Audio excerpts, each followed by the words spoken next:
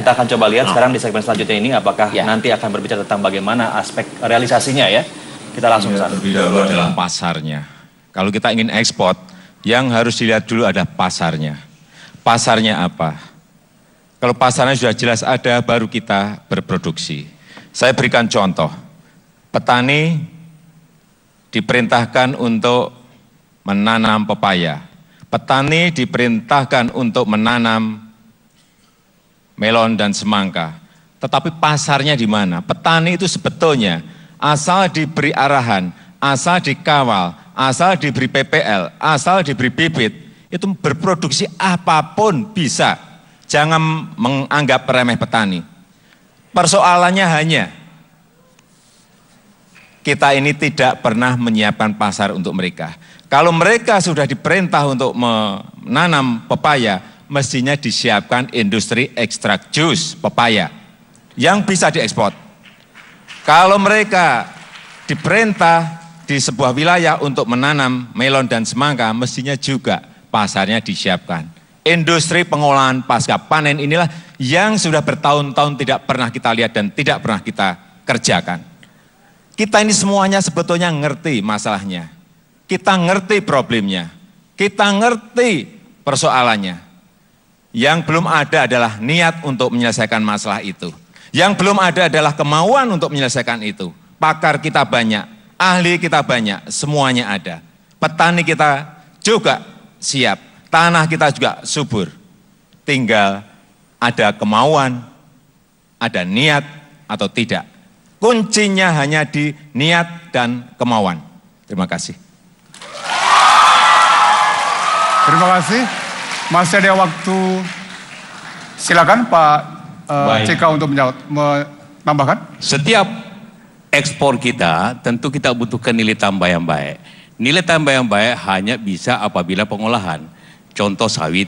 Kalau kita hanya ekspor CPO-nya tentu kurang. Tapi karena itu industri hilir daripada seluruh pertanian itu harus dikembangkan dengan baik.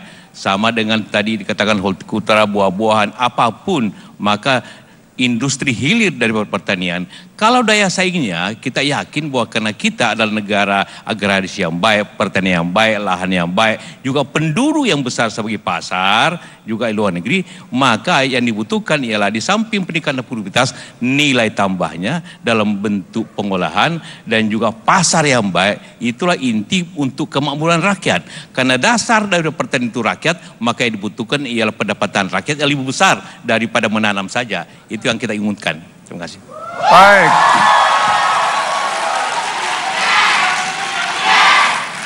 Terima kasih Pak Jokowi JK. Kepada Pak Prabowo Hatta, saya ingin mengajukan pertanyaan. Dari penyampaian visi dan misi Pak Prabowo Hatta akan membangun kedaulatan pangan.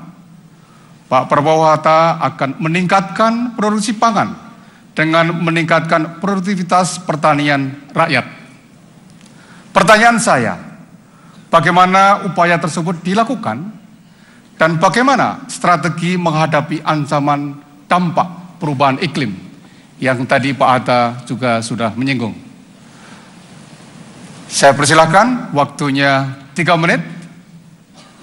3 menit dari sekarang dipersilakan. Baik, terima kasih Bapak Moderator. Masalah pertanian yang kita hadapi,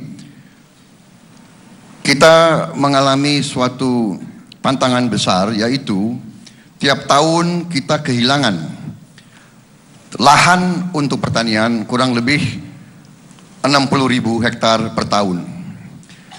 Kementerian Pertanian sekarang memperkirakan tahun 2015 kita akan butuh tambahan lahan 730.000 hektar. Jadi kalau kita bicara produktivitas, kita bicara dua masalah. Yang pertama adalah intensifikasi lahan yang sudah ada. Dan yang kedua tentunya kita harus tambah tadi yang 60.000 tiap tahun hilang menjadi real estate, pabrik dan sebagainya. Ini tantangan yang besar.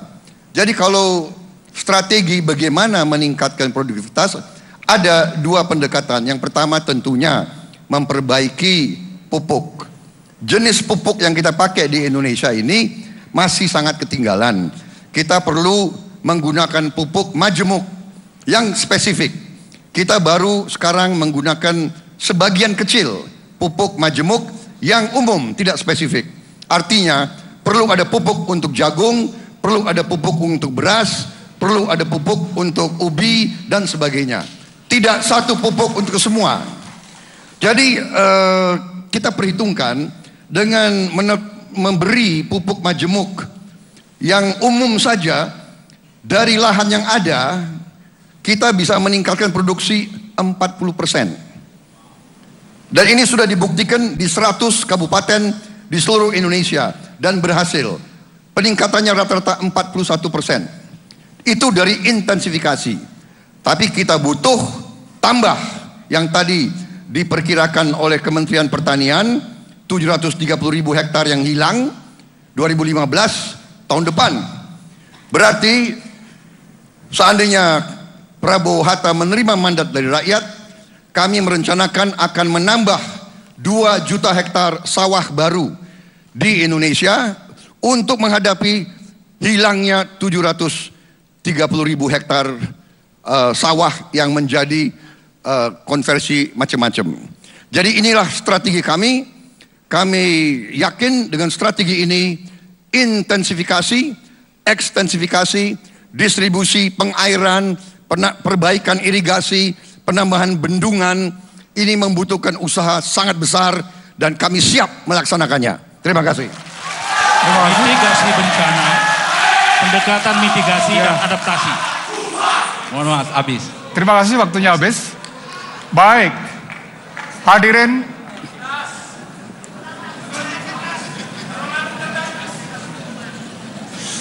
Baik, kita akhiri segmen 2. Sebelum kita melanjutkan segmen yang ketiga, kita ikuti jeda berikut ini.